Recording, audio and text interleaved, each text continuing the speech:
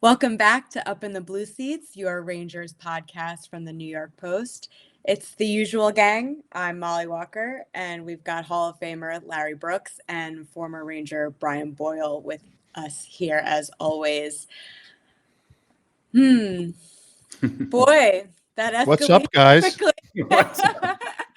That escalated really quickly. I wasn't on last episode, but I believe it was right after word got out about Chris Drury's league-wide message, and it has only gone downhill from there. To recap, after the loss to the Blues, they lost 4-3 in Carolina, 3-1 in Philly, which gave the team the longest regulation losing streak since the last week of that 2020-21 season. They won 4-3 against the Canadiens and then lost 5-1 to the Devils Monday night at the Garden. It's kind of wild how fast this veered off course. It really happened in an instant, it feels like. Larry, I guess we'll start with you. I mean, this is sort of a general reaction type situation, I think, to what's going on and where do they go from here?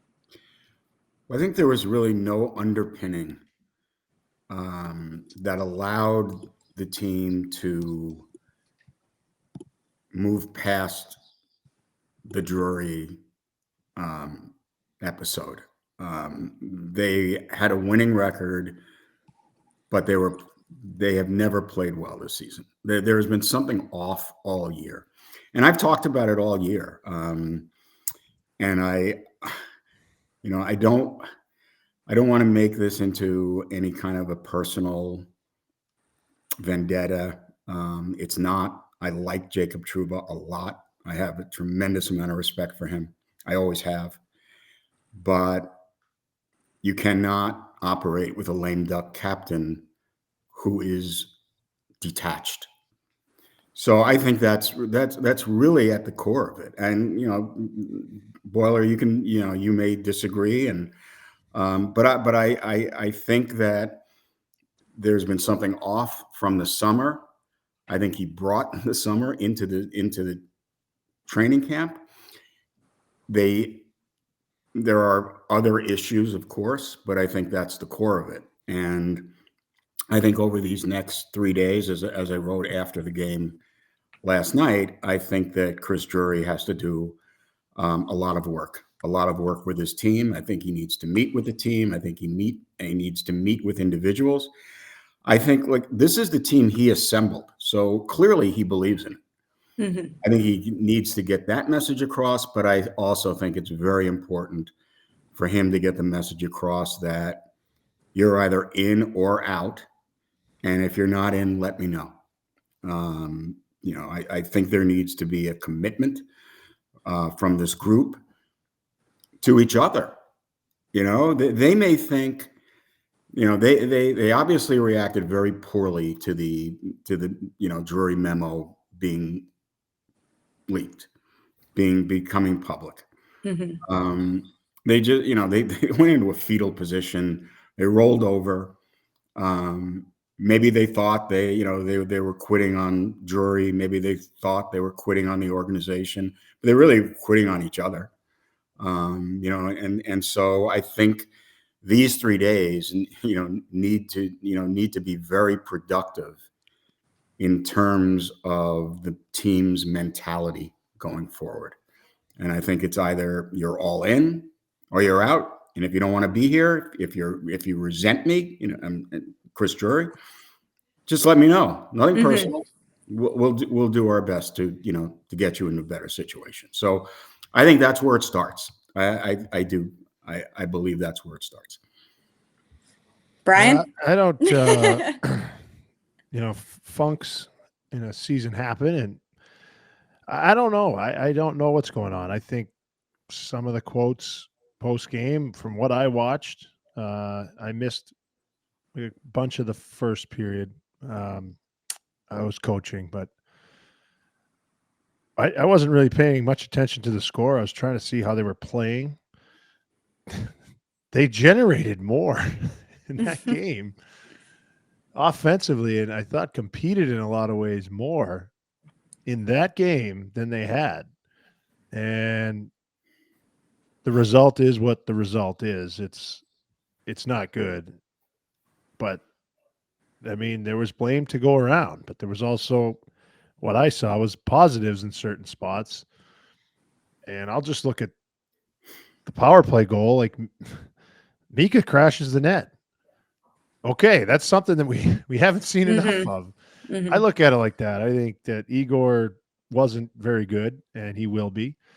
I think again, this is how I would do it as a player. What did we do well last game? What did we screw up on? Well, the first goal against was a big, massive miss from your best player the last 3 years. He's kind of just watching the puck, and they get a 2-on-1, and the Devils are going to hurt you. They're a very skilled team. That's not the start you wanted. Their starts have been trash for a while, and they probably know that. You can't control what the management's going to do. If the management wants to have conversations, I think that's productive. That's good, and they're hard conversations. I've been in rooms with that. When there's a lot of people in the locker room, and a lot of them aren't putting gear on to go to practice, it's usually not a great thing. And so you have to have these conversations and then continue them. It's time to get uncomfortable and honest. That's just the way it is. The season's by no means lost, and they've done well enough in the past where I think it can turn. But with all the noise, you got to make something happen, right? Like something has to change one way or the other, and it's not the shuttle from Hartford that's going to do it. Right. So this is where they are. This is what happens during a season. Sometimes, just as a player, you remind yourself you only get so many seasons with, on paper, a roster that can do some great things. You only get so many games to play in the greatest league in the world, and certainly even fewer in a Rangers jersey. And for however hard it is and however difficult it might continue to be, it's still a huge privilege to be able to put on that jersey and play there. So practice is going to be good. You need to practice. They haven't done it much. You got to kind of go from there. Brian, you've been in a lot of locker rooms in your career, obviously. What is it like inside of there when there are outside messages coming from the top down? And how have you seen different teams react to that sort of circumstance? Yeah, good teams that I've been on, we all wore it. Like we'd work at practice. It would be, you'd practice like it was game 7. There were different things you did. Then you'd have these conversations. If you went on the road, you're in someone's hotel room and you're trying to figure it out collectively. On not so good teams I was on, people took their gear off, they took a shower, and they left. Mm-hmm. And they went. A couple guys went here, a couple guys went there, a couple guys had something to say about a couple guys over there, and vice versa. Yep. And that's like cancer to a team. So it's not point fingers or whisper things about that guy or the next guy or the coach or whatever. It's speak up. Look a guy in the eye. Hey, you got to do this. Or, hey, I got to do this. I am sorry. I'm letting you all down, whatever it is. And then you build each other up from there. It's hard. It's a hard league. And they're not an up and coming Utah team, or they're not surprising anybody. Teams want to go in there and pound them. That's the way it goes.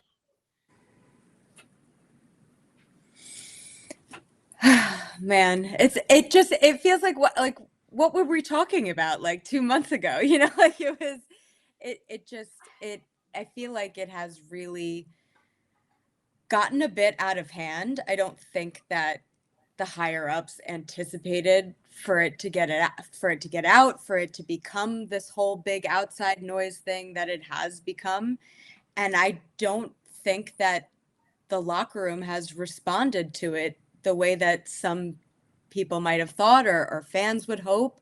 But I also feel like this group could, they've gone through a lot of coaches. It's been a long time. It's been a lot of reps, and I'm in agreement. I think something big needs to change within the room, within the core of this group. But the foundation, I mean, this is a completely salvageable season. Oh, That's the, absolutely. like Absolutely.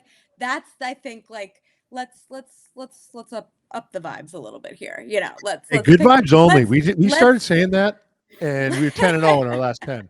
Good vibes only. They're 9, let's but whatever. let's raise it Still up a plays. little bit. No. Yeah, it is December 3rd. Yeah. It's December 3rd. They still have a winning record as well. Which also kind of, not to backtrack a little bit, but I kind of wanted to delve a little bit more into Drury's approach to this whole thing. Did you feel like it was a little rash, the way that he went about it, the way that it obviously probably wasn't intentional, but the way he went about it, when he did it, just what are the optics around the league when a general manager makes a big move like that? Well, this is a new era of, subtext, which is how the message was disseminated, but it's not that much different from general managers. There are always leaks about who a team wanted to acquire or who a team wanted to trade. And so that, obviously it's not comfortable for any player to hear his name, but it's happened throughout history that you hear it. I actually go back to the 2011-12 season, where Dustin Brown had been the captain of the Kings for a number of years, and coming up to they were having a disappointing season. He wasn't playing well, and they were shopping him all over the league. And his name was out there every day going up to approaching the deadline. They didn't trade him. He wound up staying. He went on a tear, and the Kings won the Stanley Cup 2 out of the next 3 years. So,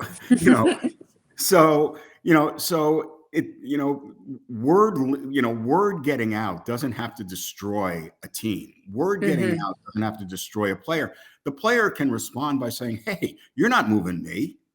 I'm going to show you why you're not going to move me." And so I just think, I think they reacted very poorly to it.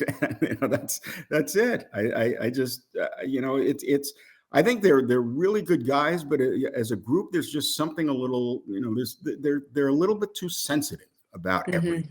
I do. I just think they're a little bit too sensitive. There's been a sense of, grievance. I heard, at the start of training camp that they were disappointed, upset about the Barclay Goodrow waiver situation. I kind of put that aside and said, well, that right. But then it's resurfaced again and again. What are we talking about here? They needed to move on from Barclay Goodrow. They put him on waivers. Now the issue is that they didn't tell him until 15 minutes ahead of time. That's apparently disrespect that is perceived within the room or among certain guys. I don't know how widespread it is, but please, was an hour enough time? Were they supposed to tell him 2 days before they're going to put? This is big. This is pro sports. Players get moved. He wasn't sent to the gulag. He's in San Jose. He's having a fine life, So I just think this group is just too sensitive. Yeah, that's what I think. Brian, if you were in the Rangers locker room, how would you have taken this whole situation? Play better. Got to play better, guys. You can't really. What do you control? Right. Well, certainly not that. And usually if it's true, if it's not true, you get a little back and forth with management. Yeah, this is the reality of what's going on. we need to improve our team. And I got traded from Tampa. I got sat down a month before I got traded. Steve UI brought me in for 15 minutes, and an hour later I left the room, and I didn't know if I was getting extended, if I was getting traded, what was going to happen. And we just looked at the schedule. Basically, he went up and down the lineup. He looked at our schedule, and we weren't in the playoffs at that point. We had tons of injuries. Stammer got hurt. His season was done, and he's like, I don't know what I can do. So I just want you to know that this is my thought process. And he went through the whole thing. We had a lot of conversations about a lot of different things, and I respected the fact that he told me. And then when I got traded, he called me, and it was a game day. He said, I traded you to Toronto, and was going to talk longer. And he said, well, I guess it doesn't really matter because you probably don't want to hear from me anymore. And he thanked me, and I was like, I appreciate it. What's there to say? It's done. Let's go play well. And it's hard. That's hard. And I didn't really find, Toronto, I did not play well. I just played my little tiny role there as best I could. It was just, but you just have to, the other option is don't play, and then you won't have a job. And that scared me more than anything else. Like a lot of guys want to be in their situation, regardless of how, untenable it could be. A lot of people would trade places with most guys on the New York Rangers right now. So that's how you have to look at it. And there's plenty of runway left to figure it out. Right. I also think that the team needs to regain some stability within their lineup, within their approach. They're like I cited today that last year Vincent Trocheck played between two sets of wingers over 82 games. He played with a set of wingers. It was Cooley and Blake Wheeler for the first 10 games.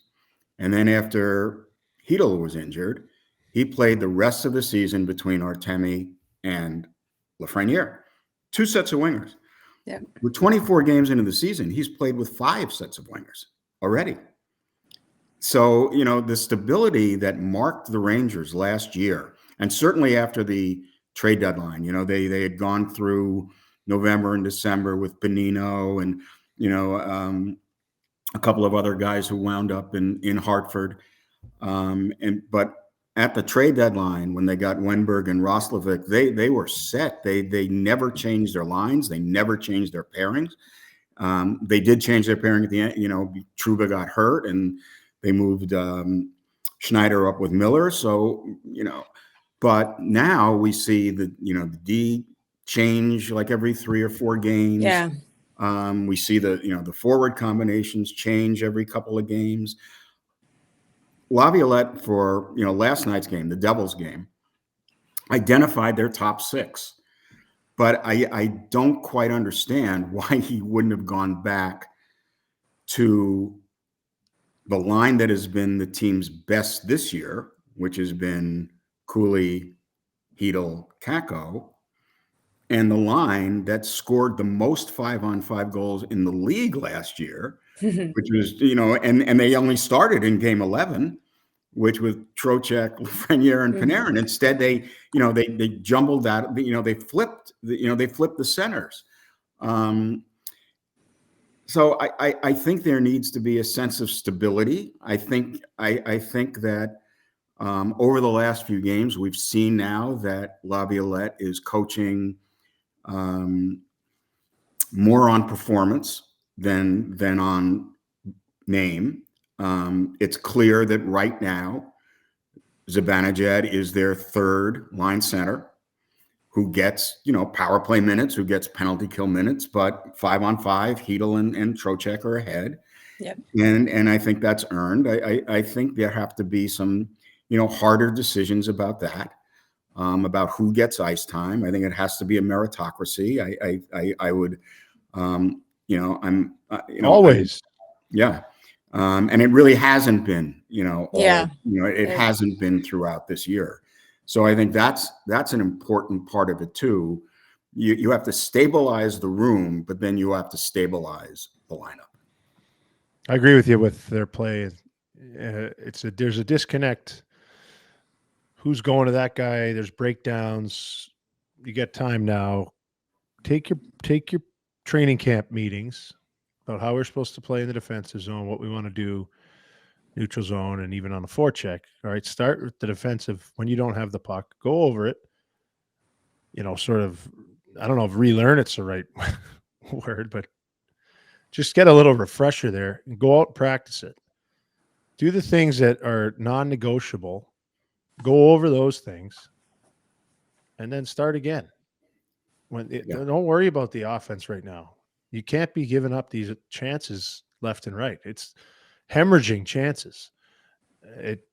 It's not sustainable no matter how many goals you score. And then when guys are fighting it a little bit, it looks like what it looks like right now. Right. Yeah, I think a positive to take away from the whole situation, if we can, is that I feel like it has opened up opportunities for the younger players to step into bigger roles and to take on a little bit more and to see. And we're seeing Laviolette, as you said, Larry, start to realize that he has to spread it out a little bit more. And I think we've seen the second power play unit more in the last 2 games than we have in the last 2 years. Yeah. That's just me though. But I think that's a positive. And I think because they're always I mean, their whole new motto is it takes everyone, it's going to be a whole big thing. So if the top stars aren't delivering, and they haven't for the entire season, aside from Panarin, I mean, something has to give. Will Cooley is leading the team in even strength points. I loved to see Cooley on the top line the other day. I thought that was very well earned. And I think it's important for those players to start to see what they can do, to see how they can help turn the ship around. And I think there needs to be personal accountability too. And I'm not suggesting that there's not, but like you say, you have to own it, Brian, right? And each player has to own his own performance. And so Vinny Trocheck's a terrific player. We know that. He hasn't quite been that this year.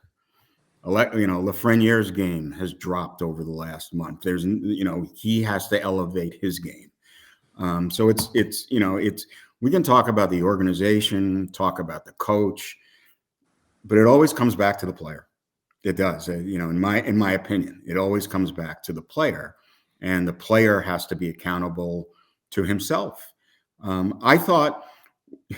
I really thought one of their best traits last year was self-evaluation. And I'm not sure that that's one of their best traits this year. They've been overtaken by a lot of negativity. And again, I think there was a little bit of a different feeling, I thought, coming into the season than I liked.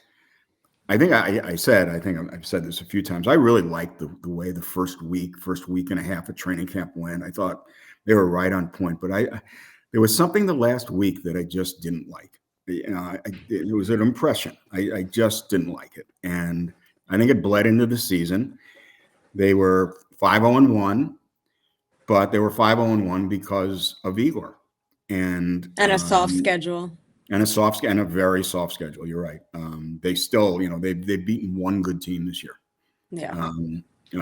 Maybe Vancouver's a decent team, but Toronto's their only really signal win of the season. So I don't think anything has been in sync all year. I think there's just been something off in the room, on the ice. Communication, but again, as you have both said, it is early in the season. It is more than salvageable. It's just it's alarming though. Hold on, sorry, Molly. It's alarming that it's not just like a lack of production, where Kreide's missed a few games, and he's probably still a little hurt. It's a bad back. I've gone through that.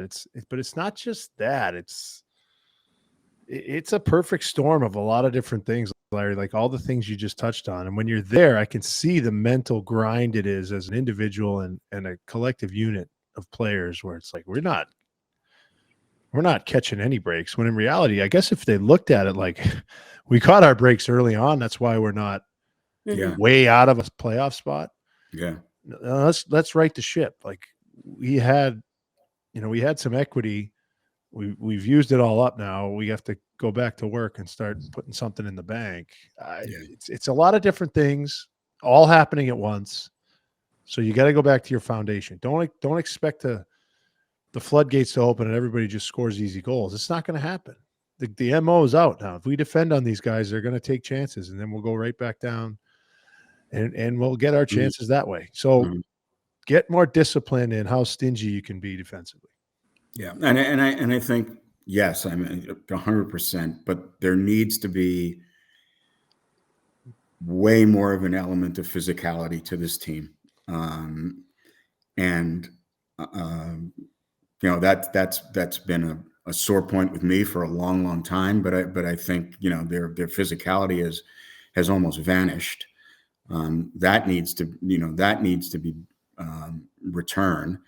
I would love to see Victor Mancini here. I would like, I would love to see him in the lineup Friday night. I think that, that's, I think that's an ingredient they need. And honestly, I don't want to get into an entire conversation about this, but it is Bring him so, back. Bring him back. It is Say so it. just Say it. Bring him Matt back. Rempe should be here. Matt Rempe should be in the lineup. 100%. 100%. I'm sorry. Louder for the and that people was in the one of the back. things. And that was one of the things that bothered me the last week. It was so clear that something was wrong. Yeah. That it's the like their whole staff, opinion of him changed. The coach. Yeah, I don't understand. I've said this over and over and over. I don't understand it. They had a different element when he was in the lineup. They were a different team. He changed the dynamic when he came up. I don't care if I thought he needed, he should have gotten more time than he did. But I don't care if it was 4 minutes. He had an impact on every game he played. Every game he played.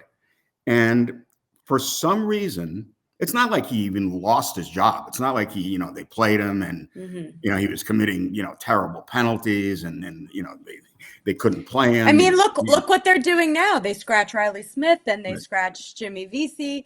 I mean, they're grasping back to the stability thing. They're grasping for straws here. I want Matt Rempe up here. I want Matt Rempe in the lineup every night. I don't disagree, but I feel like, at the same time, to play a little devil's advocate, I feel like at this point, I mean, one player, and like you said, Brian, a shuttle from Hartford is not fixing this problem. Like, if they're going to do that, if they're going to call Rempe up or call Mancini up, I'd like to see them commit to it. Right. Like this whole back and forth, Nope. and to think about how much whiplash this team has had in the last 3 years, 4 years, going from Gallant, who changed the lines every day, and then Peter Laviolette comes in. They have this President's Trophy winning season. They barely changed the lines, even despite having pretty significant injuries. The stability was there. And now to this, where suddenly he is, and he used to talk about how important he thought that the stability was. Yeah. And I know that they've had injuries this year and, things that's always going to happen. And they're also trying to inject some life into the lineup. Like it's been a perfect storm, like you've said, Brian. So I don't fault anybody for, how much things have changed, but I think a commitment needs to be made one way or the other, and stick with it. Right. Stick with it and show faith in it. And because it's becoming a mental thing now too, like show the belief. The belief needs to be apparent from the top down. And it just, it doesn't feel like that. It is truly some of the worst vibes around the team. And I know people hate that word, but it is the worst vibes around the team since I've been covering them. And it's It I've needs seen to be. worse. I've seen a lot worse. I've also been here for 5 minutes. So I know. I've seen a lot worse. But in my time, I will confidently say that it No, is. it's unhealthy. It's weird. It's also unhealthy. just weird, and it's bizarre how quickly the bottom has fallen out. It truly is. So what I was my next question to both of you is, how feasible would it be for the Rangers to make a trade or a move right now at this time of year? Well, Larry has been covering this a lot longer, and I tried to again. I didn't pay enough attention to it because I couldn't. I thought about it more than I should have, which around the trade deadline every year was always a stressful time. Yeah. But I didn't dive deep into it because I would have gone crazy. Having said that, my assumption is GMs around the league will not give you the best, fair market value, I suppose is the best way to put it. Or they'll do everything in their power not to at this point because of the position that the Rangers are dealing from. They know they want to make a move, and I'm not sure on the leverage there. So, I mean, But I also think I agree with you.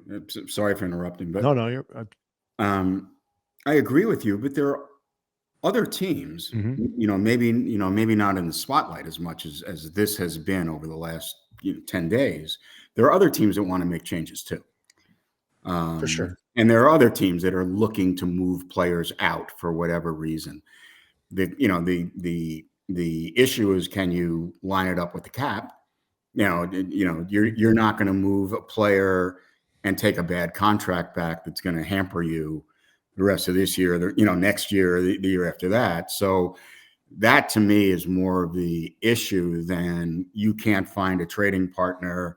You have no leverage because there are other teams that really have very little leverage. And again, maybe it's not as public as this situation has become, but within their own little circle, the players know that their general manager is unhappy. I mean, we know in Nashville, we know that Barry Trotz has talked about how he's going to have to make moves if this on the radio, and that's right. And they've been a disaster.